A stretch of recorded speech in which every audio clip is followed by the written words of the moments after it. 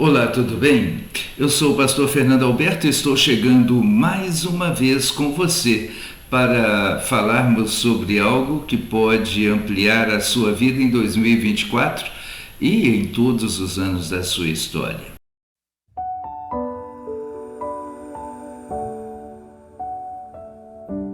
Muito bem, aqui estamos mais uma vez com Heaven Force e estamos trazendo para você hoje uma palavra que pode ser diferencial na sua caminhada em todos os âmbitos da vida. Afinal de contas, comunicar-se é essencial para existirmos. E nós somos feitos seres sociais, seres que dependem uns dos outros, que caminham ao lado de pessoas o tempo todo, na família, no trabalho, na escola, nas ruas, no trânsito, enfim, em todos os ambientes da vida, lidamos com pessoas e, entre as pessoas, temos os relacionamentos interpessoais. E esses relacionamentos dependem de uma boa comunicação.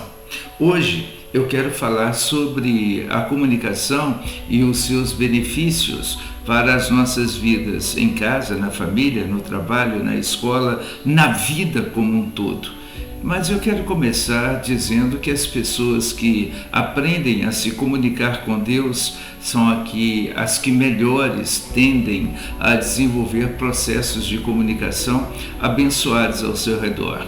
Afinal de contas, a oração é uma espécie de comunicação que leva à abertura de coração e leva a uma experiência aprofundada com aquilo que devemos dizer a Deus e aquilo que Ele quer dizer a nós. Mas Deus se comunica conosco?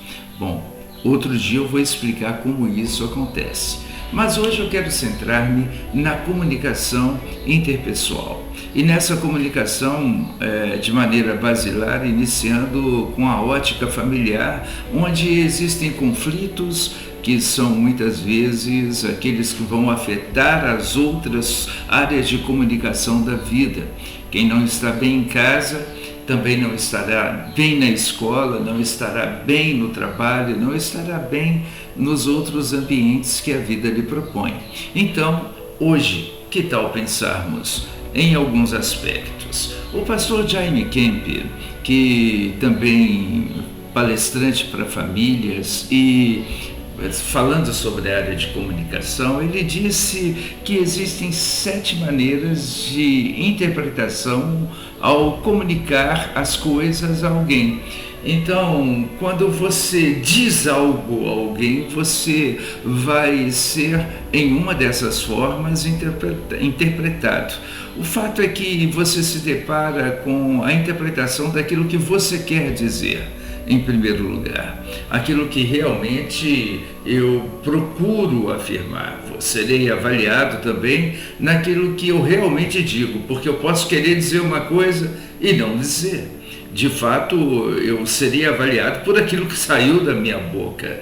E a interpretação daquilo que eu digo também se dará diante daquilo que a outra pessoa conseguiu ouvir, porque o ouvir nem sempre é acompanhado daquilo que se disse, porque às vezes a pessoa ouve uma coisa e entende outra, o que a outra pessoa pensa que ouve. E aí entra o entorno da comunicação, onde as emoções estão tão afloradas que uma pessoa pensa que ouviu aquilo que alguém não disse. E tudo isso vão gerando conflitos, dificuldades entre as pessoas. Uma outra forma de ser interpretado é o que a outra pessoa diz sobre o que nós comunicamos. Ou seja, aquela história lá daquela palavra que se conta, né? Ou daquela história que se conta, o fone sem fio, que começa com uma fila onde alguém disse uma coisa na origem e lá no final aquilo que foi dito já havia desvanecido e foram colocadas outras coisas no teor daquela conversa.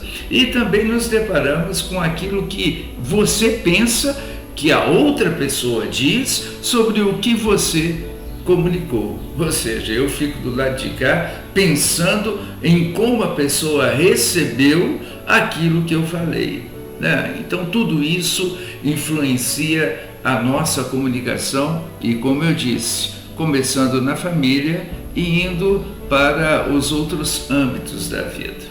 O pastor Jaime Kemp, nesta palestra sobre comunicação, ele afirma que existem 5 níveis de comunicação que realmente podem estar estabelecidos em uma conversa. Em primeiro lugar, às vezes as pessoas ficam muito mais à vontade com aquelas conversas superficiais que não as expõem. Então aí vamos conversar sobre política, futebol, clima, segurança, assuntos genéricos que não nos expõem e não nos envolvem direta e prioritariamente. Então, muitas vezes em conversas de família ou de trabalho ou na escola, a gente fica bem à vontade para comunicar assuntos que parecem estar lá fora.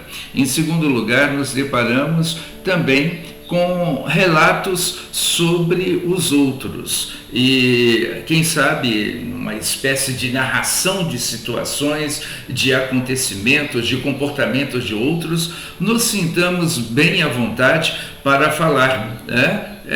A gente pode estar aí vendo, por exemplo, nas redes sociais, como as pessoas se comportam dessa maneira, às vezes imediatamente julgando o comportamento de outras pessoas, sem estar de fato inteiradas sobre todo o teor de um acontecimento. É assim que acontecem as fofocas, o disse que disse, é assim que as pessoas muito mais tendem a se esconder, expondo a história e a vida de outras pessoas. Como eu disse, existem também as ideias e julgamentos que podem estar estabelecendo-se numa expressão em que nos coloca numa condição de superioridade, como se nós tivéssemos a atribuição de julgar a todos os outros, menos a nós mesmos, né? Esse olhar altivo, soberbo, e já disse a palavra que a soberba precede a queda. E também teríamos aquela exposição que vai acontecer em relacionamentos mais aprofundados. É aí que a gente começa a se abrir. Talvez isso aconteça com maior facilidade na família, ou não. Alguns podem preferir abrir-se com amigos e fechar-se na família. Aí expomos os nossos sentimentos, as nossas emoções, aquilo que nos tange e toca num momento específico de luta, de adversidade, mas ainda assim nós colocamos a superfície dos sentimentos e não estamos dispostos a nos expor em nossas reais debilidades. Ainda assim, queremos a atenção de outros para os nossos sofrimentos, mas talvez não queiramos que outros nos apontem as áreas em que estamos falhando para que esses sentimentos, emoções tenham de fato uma intervenção de cura. Por outro lado, nos deparamos ainda com a comunicação verdadeira, pessoal, emocional. E aí chegamos ao nível de comunicação transparente, onde a gente está disposto a ver o lado A e o lado B, onde a gente está disposto a abrir o coração com alguém, mesmo que esse alguém vá nos apontar alguma coisa que vai bater contra aquilo que a gente pensa ou a nossa forma de agir, de se comportar. Quem sabe façamos isso com pessoas da nossa família, a quem credibilizamos como pessoas que vão nos mostrar o lado bom e o lado ruim que existem em nossos comportamentos, atitudes ou sentimentos, mas esse nível de aprofundamento não acontece com todas as pessoas. Como eu disse, às vezes não acontece na família porque as pessoas vão buscar lá fora aquilo que poderia estar também acontecendo dentro de casa. Quando não há esse nível relacional, que é esse último nível, quando há coisas a esconder na família, a insegurança relacional na família vai se estabelecer. Entre um marido e uma esposa não pode haver ausência de transparência. Entre pais e filhos, filhos e pais, também não pode ser assim. As coisas têm que acontecer com profundidade. mas muitas vezes os afastamentos se instalam de tal maneira que as pessoas não conseguem trazer uma solução para isso dentro dos seus relacionamentos familiares e vão precisar iniciar esse processo fora de casa para depois refazê-lo dentro da sua casa. É aí que existem ajudas de pastores, de pessoas de aconselhamento, de psicólogos, que vão encontrar essas pessoas com mais facilidade para se abrir lá fora do que dentro da sua casa. De toda forma, a transparência relacional sempre será necessária nos níveis em que elas se façam necessárias. Como eu disse, a família é o nível prioritário dessa transparência. A partir dali, temos segurança para transparecer quem somos e como vivemos fora do ambiente familiar, no trabalho, na escola, nas ruas, nos comprometimentos gerais da vida. Nós vamos realmente não ter medo de dizer ao outro quem somos. Então, concluindo hoje essa conversa com você, eu digo a você, eu estou aqui me comunicando com você. Meu objetivo é que você seja alcançado por essa graça, por esse favor, por esse amor do Senhor, de uma maneira muito especial, que possa atingir todas as áreas da sua vida.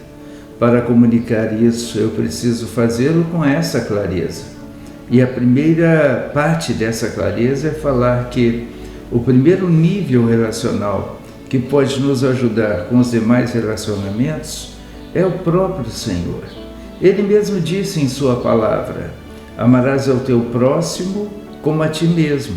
Mas o primeiro grande mandamento vai dizer: amarás ao Senhor teu Deus acima de todas as coisas e ao teu próximo como a ti mesmo. 3 níveis relacionais que podem abençoar a nossa história e nos levar a ver-nos a nós mesmos como Deus nos vê e a vermos os outros como Deus os vê. E essa situação pode ampliar a nossa compreensão de que as pessoas são processuais, são mutáveis, que as pessoas podem mudar e amadurecer, e nós também. E porque isso pode acontecer conosco, pode nos ampliar e também ampliar outros à nossa volta. Cada possibilidade relacional, seja na família, no trabalho, na escola, nas atividades profissionais, certamente podem ser experiências bastante agregadoras, abençoadoras e que podem potencializar mudanças nos outros e em nós. E é assim que seres sociáveis que somos, ou seja, feitos para nos relacionar uns com os outros, devemos aproveitar ao máximo as oportunidades para expressar e receber a graça de Deus. Expressar na vida de outros e também receber em nossas vidas. Que Deus nos dê essa graça. Que Deus nos amplie na direção desses processos e que possamos saber, aprender a como lidar com gente. Porque as pessoas têm temperamentos, têm histórias, têm realidades e as pessoas são únicas. E eu tenho falado isso de uma maneira muito profunda. As pessoas valem mais do que coisas. Nunca se esqueça disso. Então, ao contrário de nos pretender relacionar com coisas e posições, antes disso, aprendamos juntos a lidar com as pessoas. Um grande abraço e eu vou trazer mais um programa sobre comunicação, desde a família e também nos outros ambientes da vida.